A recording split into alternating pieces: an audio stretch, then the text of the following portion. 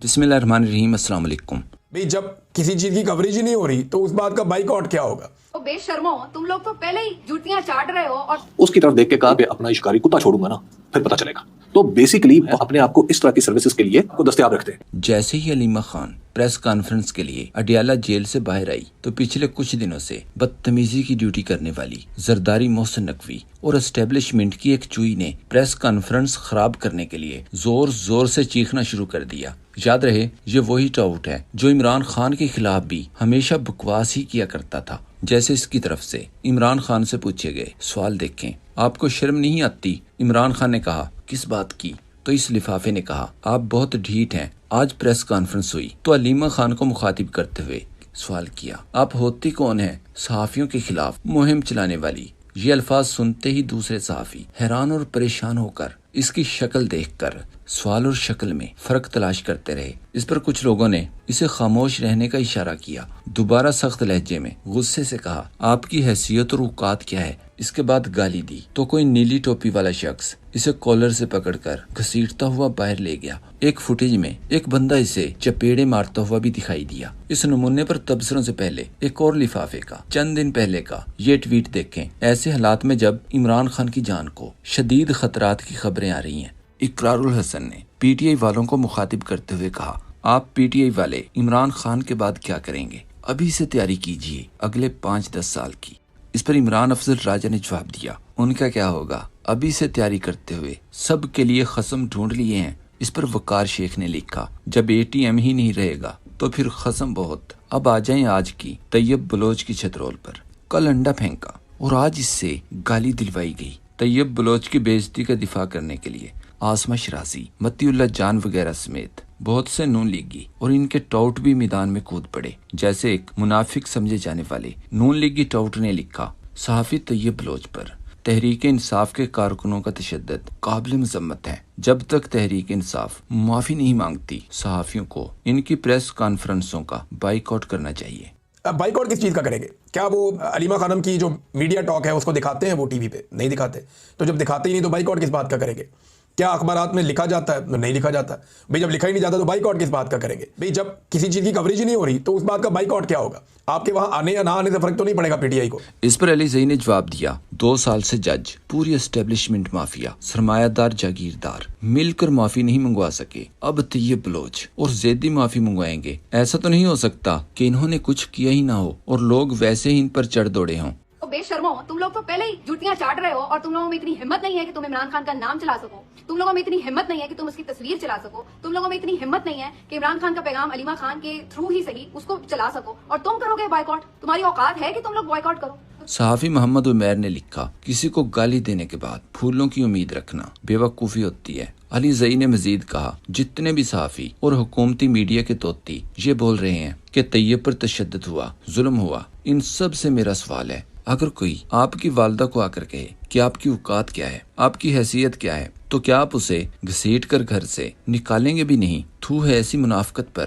مزید لکھا 2 سال سے جو پرومپٹر پر عمران خان کی جگہ بانی پی ٹی آئی پڑھ رہے ہیں ان کو آج آزادی اظہار رائے یاد آ گئی۔ ایک سوشل میڈیا صارف نے کہا زیدی صاحب بائیکاٹ تو پچھلے 2-2.5 سالوں سے چل رہا ہے۔ ایک سوشل میڈیا ایکٹیوسٹ نے لکھا وہ خاتون تو نہ سیاست میں ہے نہ اس کے پاس کوئی جماعتی عہدہ ہے، وہ صرف اپنے بے گناہ بھائی کے لیے اڈیالہ جیل کے باہر جاتی ہے اس خاتون سے بدتمیزی کر کے۔ اب کون سی صحافت کی ذمہ داریاں نبھا رہے ہیں؟ گٹر چیما ہو یا منافق عباسی، پازیب ہو یا راوی، ان سب سے درخواست ہے کہ حکومتی گورننس پر سوال اٹھائیں، مریم کے منہ میں مائک تن کر سخت سے سخت سوال کریں، تب آپ کو صحافی مانا جائے گا۔ آئندہ اگر علیمہ خانم سے بدتمیزی کرنے کی کوشش کی تو تمہاری علیمہ خان صاحبہ کے اچانک اگینسٹ جو باہر سے اندر سے محاذ کھولے جا رہے ہیں شخصیت کو چھوٹا کرنے کے لیے، ریڈیکیول کرنے کے لیے۔ کہ واقعہ جو ہے نا یہ پاکستان کے اندر جو سیاسی ذہنیت ہے اس کے بارے میں ایک واقعہ کئی جگہ آتا ہے۔ جو نواب کالا باغ تھے جب وہ پنجاب کے گورنر تھے تو انہوں نے ایک سرکاری افسر جو ان کے ساتھ بیٹھا تھا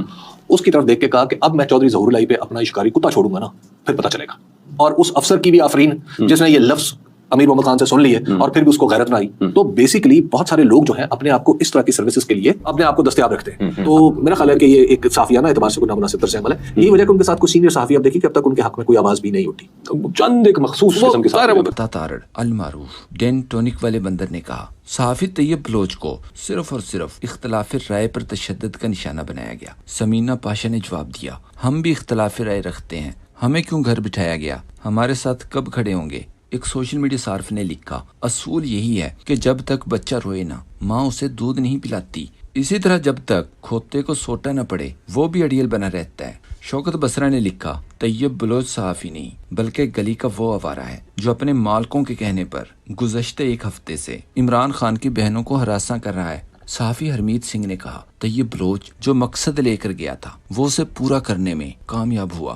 ہر میدان میں کالی بھیڑیں موجود ہوتی ہیں اور وہ بھی اسی مخصوص ایجنڈے پر کام کر رہا تھا. فہیم اختر نے لکھا طیب بلوچ کو جس مشن کے لیے لانچ کیا گیا تھا وہ آج پورا ہو گیا. اب اڈیالہ کے باہر میڈیا ٹاکس پر پابندی لگائی جائے گی اور عمران خان کا پیغام باہر آنے سے روکنے کی نئی حکمت عملی ہے. پی ٹی آئی کے جذباتی کارکنان آج استعمال ہو گئے ہیں. شیخ سرور نے ایک تصویر شیئر کرتے ہوئے ٹویٹ کیا یہاں آپ دیکھ سکتے ہیں کہ طیب بلوچ کو میں نے پاکستان تحریک انصاف کے کارکنوں سے محفوظ رکھا جبکہ وہ بار بار کہہ رہے تھے کہ چھوڑ دو مجھے آنے دو تاکہ اشتعال بڑھے اور میڈیا بائیکاٹ کرے. علیمہ اپا عمران خان کا موقف سامنے نہ لا سکیں. علی زئی نے ٹویٹ کیا گھسیٹ کر باہر نکالا. تشدد وہ ہوتا ہے جو تحریک انصاف کے کارکنان پر ریاست کرتی ہے. بہت اچھا کیا جاہل گھسیٹ کر باہر نکالا. اقرار الحسن کا ٹویٹ کہ آپ لوگ عمران خان کے بعد کیا کریں گے. اس پر فلک جاوید نے جواب دیا شاید اسی لیے ہی اس کی بیگمات ابھی سے تیاری کرتی نظر آتی ہیں. اقرار الحسن نے اپنی مالکن کا دفاع کرتے ہوئے ایک اور ٹویٹ کیا اور لکھا جس پارٹی کا وزیر اعلیٰ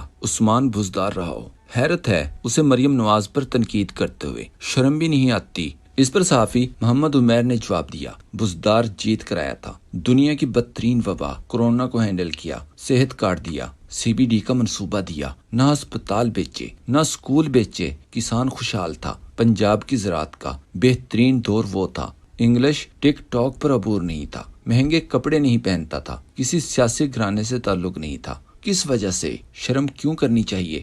اقرار کی طرف سے گھٹیا ٹویٹس اور بغض کا سلسلہ جاری رہنے پر عمران افضل راجہ نے لکھا خود ساختہ نام نہاد مہذب دانشور بھکلا گیا ہے اور اب ماں باپ تک پہنچ چکا ہے مگر آپ نے ہرگز کسی جھانسے میں نہیں آنا، گالیاں بھی دینے اس کی ٹائم لائن پر نہیں جانا. ان قریب یہ مینار پاکستان پر اپنے کپڑے پھاڑ کر پی ٹی آئی پر زیادتی کا الزام لگائے گا. آپ نے تب بھی کسی لالچ میں نہیں آنا.